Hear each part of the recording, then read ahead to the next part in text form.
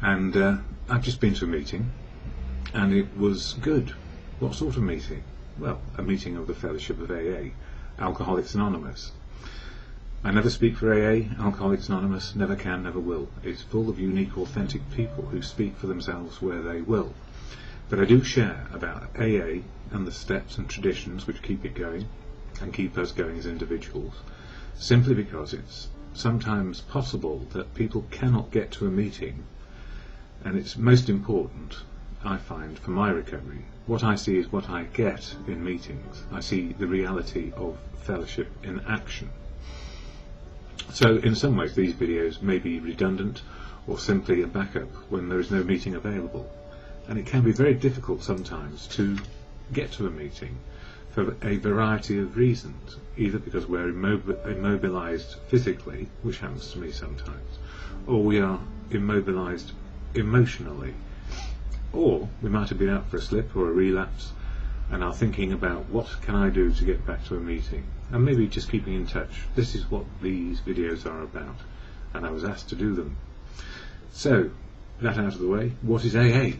And I will share the AA preamble, which is shared at every meeting, which says what it is and what it isn't. And this is not an official AA video. This is just me, Don, sharing my experience, strength and hope of what works for me in recovery.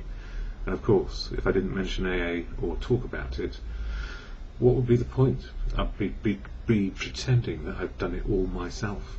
And actually, I've done what I can myself, but with a lot of help through fellowship, and then through professionals, and then, of course, by family, friends and community. So it's a joint effort, I find, interdependent in this life, not codependent. So, the AA preamble. Alcoholics Anonymous is a fellowship of men and women who share their experience, strength and hope with each other, that they may solve their common problem and help others to recover from alcoholism. And the only way you'll get a true feeling for it is to go to a meeting of AA and see what you see. What you see is what you get. We call it attraction rather than promotion. The only requirement for membership is a desire to stop drinking.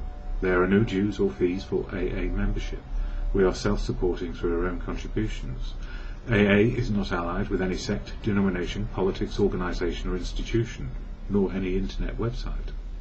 Unless it says AA, well yes, there is an official one.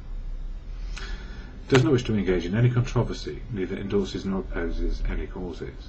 Our primary purpose is to stay sober and help other alcoholics to achieve sobriety. And that was copyrighted, or as it says here, 1947. 55 years ago. So copyrights run out unless there's some new cards. Yes. So, how does AA help me daily? Well, simply, it's given me a fellowship of friends and people I can relate to, people I come to understand and trust with wisdom. It's as simple as that. When I don't know the answer, which is very often, I can ask for help. And it's a bit of a strange week this week. It was the week that I can't remember whether my sponsor died or he was buried. Either way, I think March 10th was the day when he was buried, so that's not very far off. That's one of my sponsors. Two of mine have died from natural causes and not from drink, and two of them have heart problems, past sponsors, so I try to keep it fairly even and not too taxing on them or me. So we all have our problems in recovery. The main problem is to stay sober, and it's not a problem actually, it's the solution to everything. It means that life can work. And the meeting today started with acceptance, acceptance being the key to how to live life. And this thing of acceptance, I feel, is probably easily understood from this book, the big one, AA, where it's got a passage on acceptance. And I like to read it just slightly before and slightly after that part, which people know best. So from page 416 in the AA Big Book, I had already given up narcotics, most of the pills, some of the alcohol when I first came to AA. By early July, I had tapered off alcohol completely, and I got off all pills in the ensuing few months. When the compulsion to drink left, it was relatively easy to stay off alcohol. But for some time it was difficult to keep from taking a pill when I had an appropriate symptom, such as a cough, pain, anxiety, insomnia, a muscle spasm, or an upset stomach. It has gotten progressively easier. Today I feel I've used up my right to chemical peace of mind. Beware of that. This is a doctor speaking, I think. So naturally, most things go away in time, so we don't need a pill. And of course, in recovery, any form of mood modification is difficult because we want to be as sober as possible. Some of us, however, have clinical conditions, which mean we do take our medication, so we're on a level playing field. It helped me a great deal to become convinced that alcoholism was a disease, not a moral issue, that I had been drinking as a result of a compulsion, even though I had not been aware of the compulsion at the time. In other words, it sneaks up on us. And that sobriety was not a matter of willpower.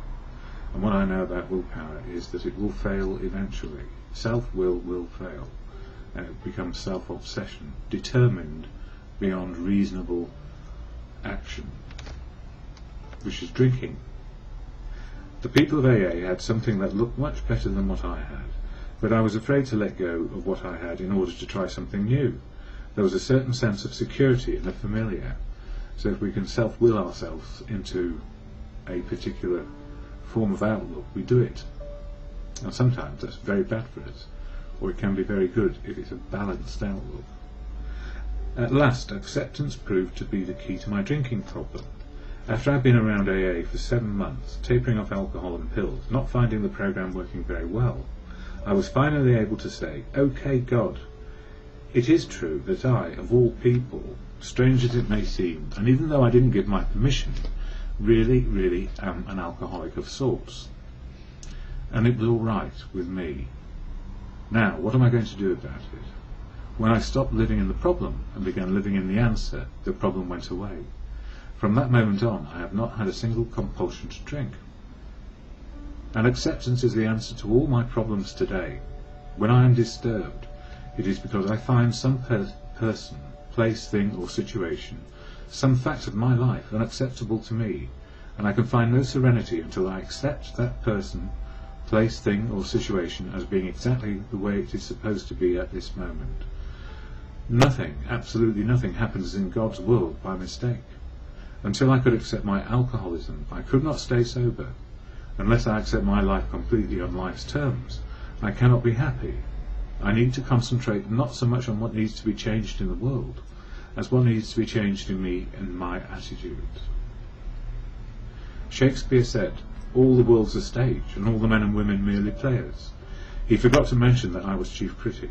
I was always able to see the flaw in every person, every situation, and I was always glad to point it out, because I knew you wanted perfection just as I did.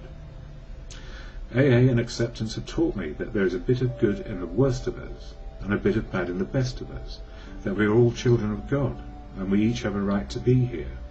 When I complain about me or about you, I'm complaining about God's handiwork, and I'm saying that I know better than God. For years I was sure the worst thing that could happen to a nice guy like me would be that I would turn out to be an alcoholic. Today I find it's the best thing that has ever happened to me. This proves that I don't know what's good for me, and if I don't know what's good for me, then I don't know what's good for or bad for you or for anyone. So I'm better off if I don't give advice, don't figure I know what's best, and just accept life on life's terms, as it is today, especially my own life, as it actually is. Before AA, I judged myself by my intentions, while the world was judging me by my actions. And, when I was out there, as we say, drinking,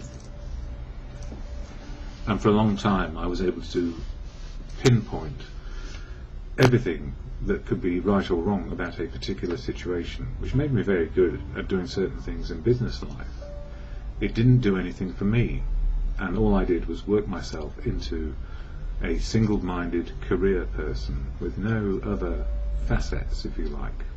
As each part of my life closed down, I poured more energy into being as good as I could be at something else. So one directional. And this is the problem often. If we only had one direction and nothing around it, one smokestack of what we see ourselves, if someone hits the base of it and we fall down, we're just a pile of bricks and no mortar. So the glue of life for me has turned out to be acceptance of life on life's terms and getting a broader perspective of how I might be involved in it. In other words, see where I fit and where I can be useful. And what that leads to is an understanding of how to love myself and what I do, not judging other people and what they do, but just being aware of my own conduct around what my intentions are and my way of looking at it. If I can cherish people rather than treat them superficially or with indifference, if I learn how to love, be loved back, and be useful, then I'm on the right track. That's what I get from meetings. And then life happens and we fit in and do things. Some things about doing are about community, family, friends. Some things are about work and earning a living, if we can. Some things are about faith and how we deal with our faith of living and what we're doing. And for others, maybe religion as well. Well, that might be the mainstay, religion followed by everything else. But these days I put sober first, so I may have faith in what may happen next, courage and confidence to be a part of life. And if I'm sober, I can keep on learning how to love, be loved back, and useful in whatever life context it could be. So not driven by one direction, not supporting it or blotting out the rest of me with a substance like alcohol. Now that's the gift of AA, and although I never speak for it because it is full of unique, authentic people, the fellowship helps me get perspective on my life on a daily basis, just one day at a time.